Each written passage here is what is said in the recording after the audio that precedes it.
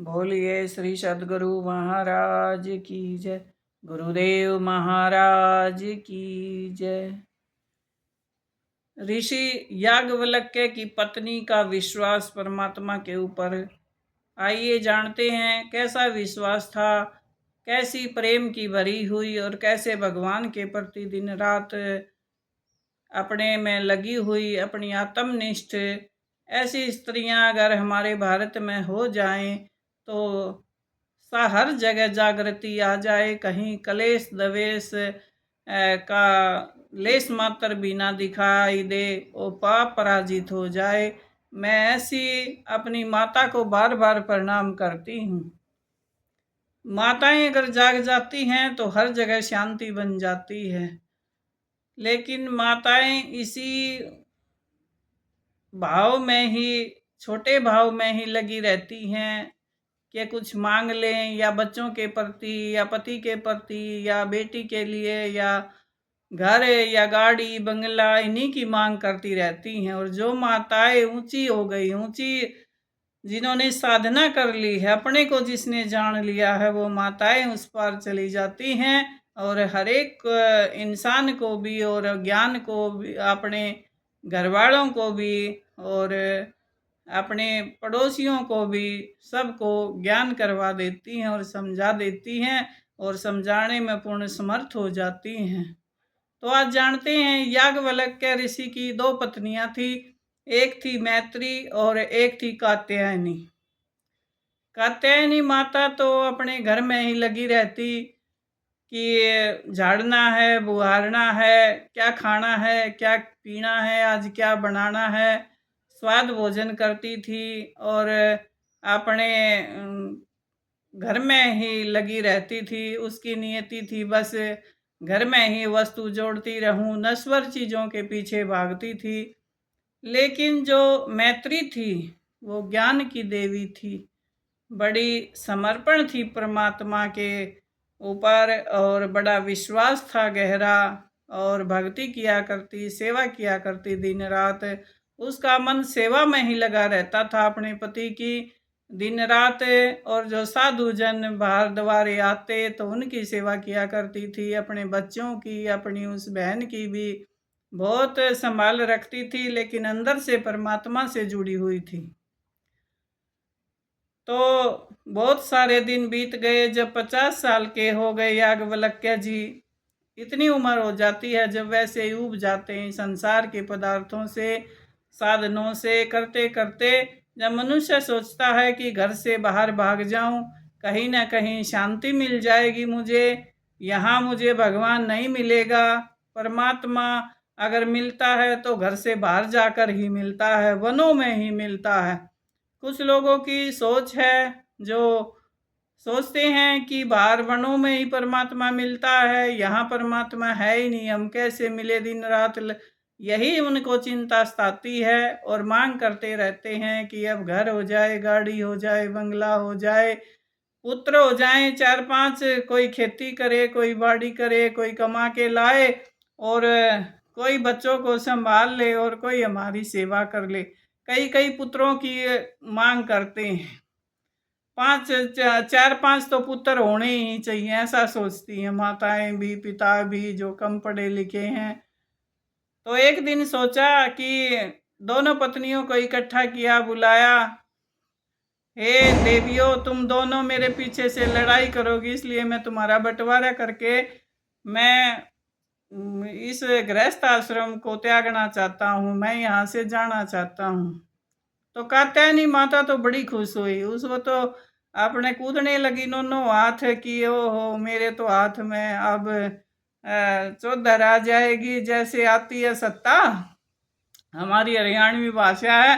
हाँ, तो यहाँ कहते हैं एक सत्ता को चौधर आ गई हाथ में, तो कूदने लगी, नाचने लगी और झगड़ा करने लगी कि मुझे ये लेना है, ये घर लेना है, ये गाड़ी ले है, ये सामान लेना है। घर की वस्तुओं में ही लगी हुई थी, बेचारी का मन ऊपर नहीं उठा था, उसकी शक्ति नीचे ही थी।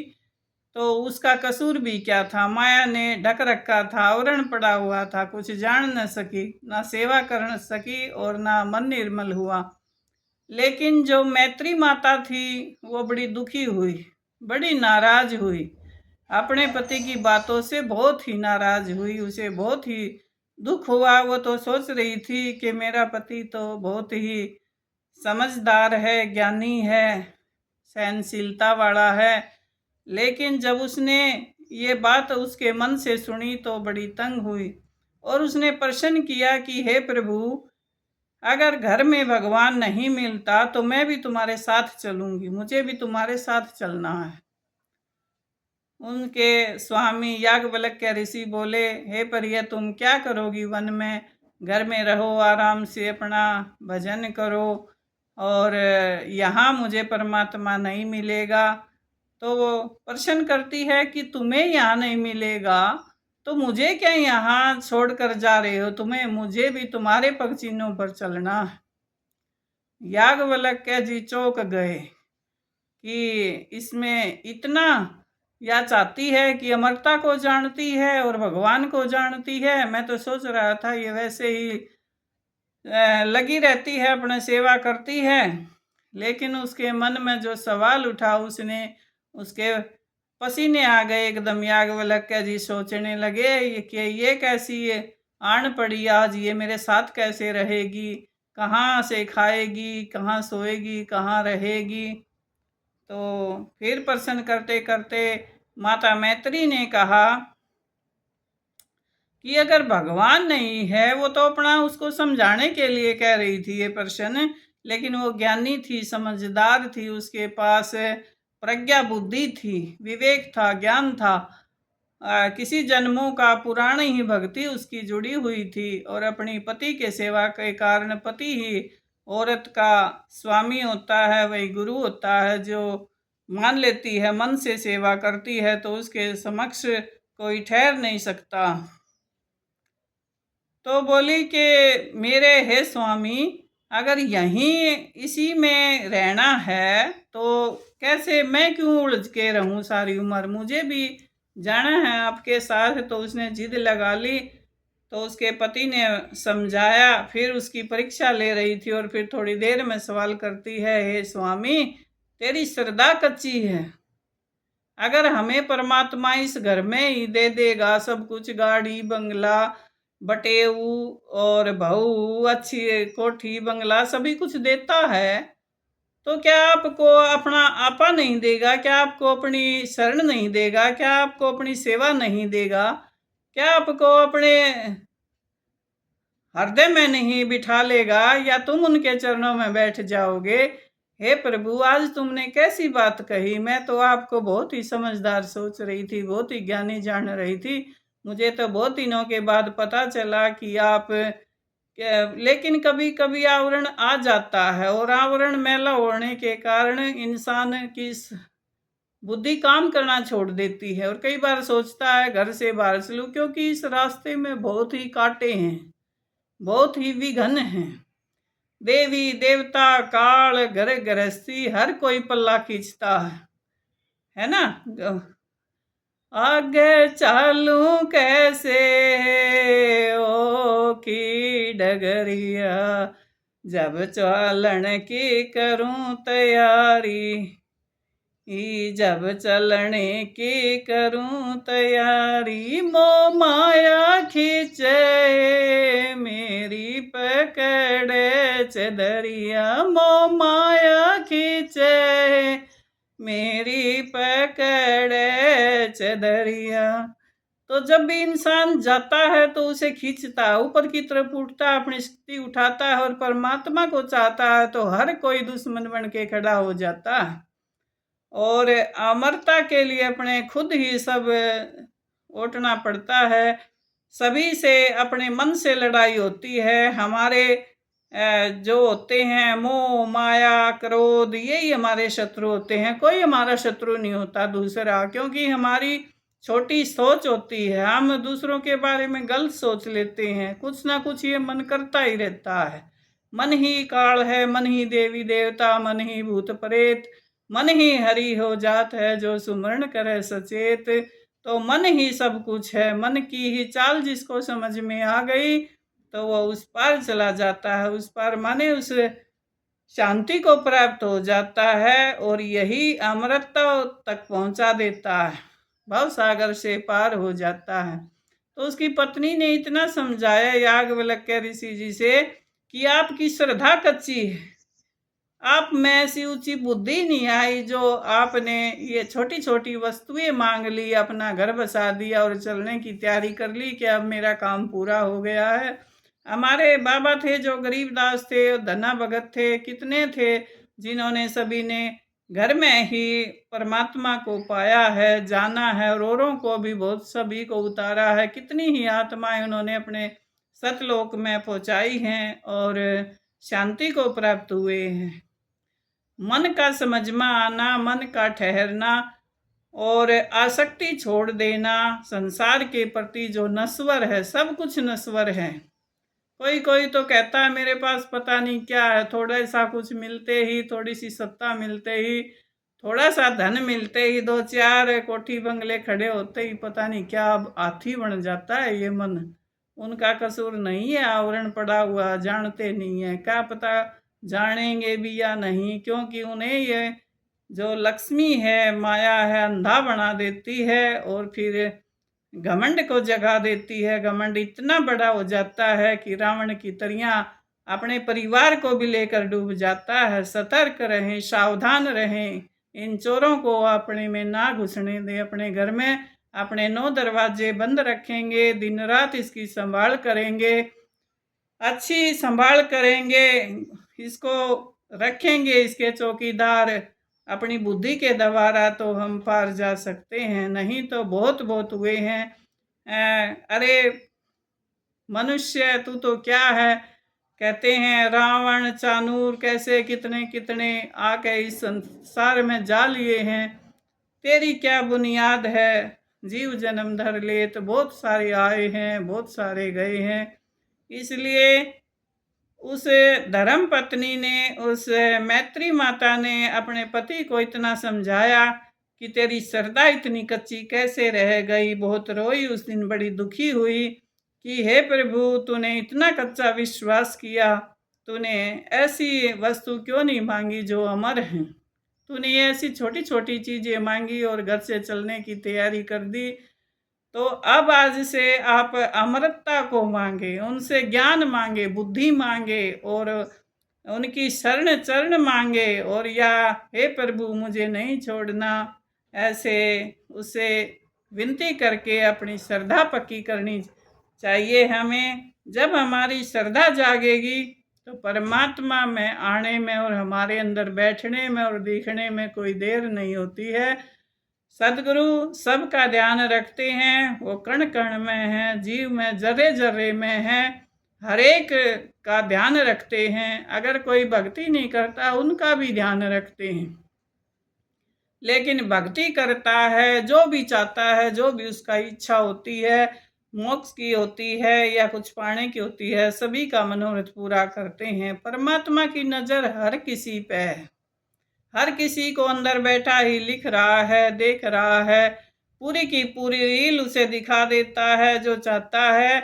लेकिन मनुष्य मृग की नाई बाहर दौड़ता रहता है कि मेरा सम्मान हो जाए, कोई मुझे सुन ले, मुझे मेरा प्रवचन सुन ले, मेरी वाई वाई हो जाए, बस इसी चक्कर में बाहर ही बाहर घूमते रहते हैं। बहुत सारे भगत हैं, लगे तो बहुत हुए हैं, लेकिन पार कोई कोई पार ही पा सकता है गुरु कृपा से या फिर अपनी सब कृपा से। गुरु माने जो अदृश्य है, गुरु होता है दृश्य, जो दिखाई न दे, जिसका कोई रूप ना हो, रंग ना हो, कोई काला नहीं है, धोला नहीं है, ठगना नहीं है, ऊंचा नहीं है, लंबा नहीं है, वो कण कण में रमा हुआ। देखे सो कहता नहीं, कहता बया देख, सुनते को सूझे नहीं, ताका नाम अलेख, उसका नाम गुरु है। सतगुरु कहें या परमात्मा कहें, कृष्ण कहें, राम कहें, ये सब एक शक्ति है, एक ऊर्जा है। परमात्मा जिस पर कृपा कर देते हैं तो नाम के जरिए और योग के जरिए या किसी भी नाच गान, परमात्मा का जो अच्छा लगता है, कीर्तन, किसी के बहुत सारे रास्ते हैं पाने के लिए, किसी भी रास्ते से अगर मिल जाए हैं तो ये देखिए मेरा रास्ता कौन सा है, मेरा मन किस में लगता है परमात्मा को पाने के लिए। अपना रास्ता, ये मन बंदर है, नचाता रहेगा। अपना रास्ता खुद ढूंढे कि मेरा मन परमात्मा में कैसे जुड़ता है, किस से जुड़ता है। नाम से जुड़ता है, चौपाई से जुड़ता है, साखी से जुड़ता है, या प्रवचन से जुड़ता है, कि मेरी नियति क्या है, मेरी किस में आस्था है, किस में श्रद्धा है, कि मैं पूजा करने में माहिर हूँ, या गाने में हूँ, या कला में हूँ, किसी में भी। तो कौन सा योग मेरे साथ जुड़ता है। अपना खुद ये अपना सूझे कि मैंने किस जरिए उतरना है। अपना रास्ता ना बदले बार बार, दूसरे के कहने से रास्ता नहीं बदलते, हजारों रास्ते हैं। मन मरकट की नाई बताया है, ये ऐसे ही नचाता रहेगा। तो अपना खुद खोजें कि मुझे क्या पसंद है, मैंने कौन सा रास्ता मेरा सुगम है, किससे मुझे दर्शन होते हैं। तो जो भी अपने में बैठता है, शांति पाता है, वो ही समझदार हो जाता है। और जब बाहर का संसार थोड़े से दूर रहेंगे उससे, तो ही कुछ अंदर में झांक सकेंगे, देख सकेंगे और महसूस कर सकेंगे। कहते हैं एक मयान में दो तलवार नहीं समाती। जब हम संसार से थोड़े हटेंगे, बचेंगे इनकी बातों से, चुगली चपाटियों से, चुगली निंदा तो कानों से बहुत अच्छे से सुनते हैं, लेकिन परमात्मा कहते मुख एक दिया है, कान दो दिए, अगर सुन भी ले तो निकाल दे, अगर सुने ही ना तो और भी अच्छा है। व्यवहार रखो, मगर इतना नहीं रखो कि दिन रात हमारा समय खराब हो जाए और हम परमात्मा का भी ध्यान ना कर पाएँ, उनकी चर्चा ना कर पाएँ, उनका चिंतन ना कर पाएँ। ऐसे ही नश्वर चीज़ों को मांगते रहे तो क्या फ़ायदा है। नौका तो मांग ली, तैरना नहीं सीखा, नश्वर चीज़ें तो मांग ली, अमरता न सीखा। तो इस जीवन में मनुष्य जीवन का क्या फ़ायदा। मिटने वाली चीज़ें मिट जाएंगी, ये धन संपदा गाड़ी सब शरीर तक है, यहीं के यहीं रह जाने हैं। कोई है ना माला घाल के टांग देंगे, और कोई देखता भी नहीं है। फिर क्या हम कितना देखते हैं कि हमारी दादी गई, दादा गए, बस प्रणाम कर दिया, छुट्टी। अरे जीते जी कर लो, जो भी कुछ करना है, जो भी करना चाहता है, अपने को आप ही अमर कर दो तो हमारा ही भला होगा। हमारी आत्मा जैसे शरीर भोजन का भूखा है, ऐसे ही हमारी आत्मा को भजन चाहिए, हमारी आत्मा को शांति चाहिए, ज्ञान चाहिए, और वो ज्ञान चाहिए जो अमर होता है। एक ज्ञान होता है संसार का और एक ज्ञान होता है परमात्मा का। तो संसार का ज्ञान तो अपने आप ही हो जाता है एक दूसरे को देखकर, जैसे बच्चे पैदा होते हैं। हमें परमात्मा की कोशिश करनी चाहिए, उसी में दिन रात लगना चाहिए। सत्कर्मों के द्वारा जानेंगे, अच्छे कर्म करेंगे, सेवा करेंगे माँ बाप की, गुरुओं की, संतों की, भूले भटकियों की, जिसके पास कुछ नहीं है उसकी।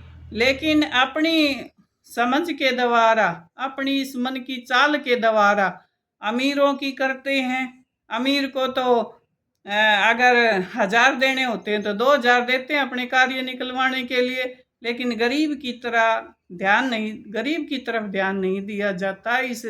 ये ही सौपन दिखाई दिया था अर्जुन को कि 3-4 बावड़ियों के भीतर एक बावड़ी खाली दिखाई दी थी, कि धनवानों को तो चारों तरफ देख लेंगे, लेकिन बीच में जो हमारे रिश्तों में कोई है, गरीब है, किसी को पढ़ाई की ज़रूरत है, दवाई की ज़रूरत है, या घर की ज़रूरत है, उसको कोई नहीं देखेगा। और ये सत्ता वाले जिसको परमात्मा दे देता है वो डबल खाए जाते हैं। कलयुग का दौर आ रहा है, समझ के चल प्यारे, कुछ नहीं साथ जाएगा। और याज्ञवल्क्य की पत्नी मैत्री इतनी समझदार निकली कि उसने अपने पति को एक ऋषि बना दिया और घर में ही रहकर शांति को प्राप्त हुआ और आत्म अमरता को प्राप्त हुआ और आत्मनिष्ठ हो गया। बोलिए सदगुरु महाराज की जय। बंदी छोड़ महाराज की जय।